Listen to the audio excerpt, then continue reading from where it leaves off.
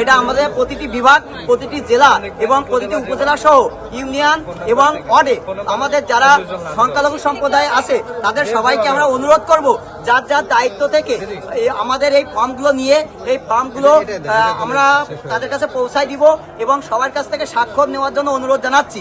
আমরা অনতি বিলম্বে এই স্বাক্ষরিত অংশ আমরা আমাদের দেশের অন্তর্বর্তীকালীন সরকারের প্রধান উপদেষ্টা সহ অন্যান্য উপদেষ্টা মণ্ডলীর কাছে আমরা এটা প্রেরণ করব।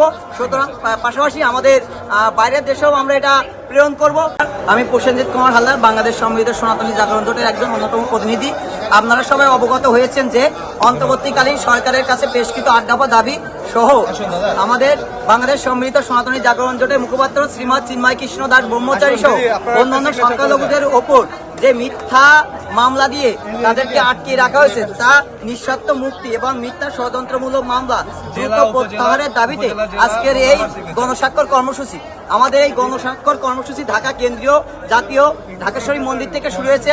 এটা আমাদের প্রতিটি বিভাগ, প্রতিটি জেলা এবং প্রতিটি উপজেলা সহ ইউনিয়ন এবং ওয়ার্ডে আমাদের যারা সংখ্যালঘু সম্প্রদায় আছে তাদের সবাইকে আমরা অনুরোধ করব যার যার দায়িত্ব থেকে আমাদের এই ফর্মগুলো নিয়ে এই ফর্মগুলো আমরা তাদের কাছে পৌঁছায় দিব এবং সবার কাছ থেকে স্বাক্ষর নেওয়ার জন্য অনুরোধ জানাচ্ছি।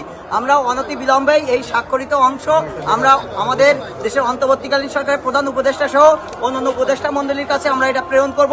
সুতরাং পাশাপাশি আমাদের বাইরের দেশেও আমরা এটা প্রেরণ করব। আমরা বারবারই বলেছি আমরা সনাতনীরা শান্তিপ্রিয়, আমরা সর্বদাই শান্তির পথে চলি। আমরা যে কোনো আন্দোলন করি শান্তিপূর্ণভাবে। আমরা আইন প্রশাসনের দৃষ্টি আকর্ষণ করব।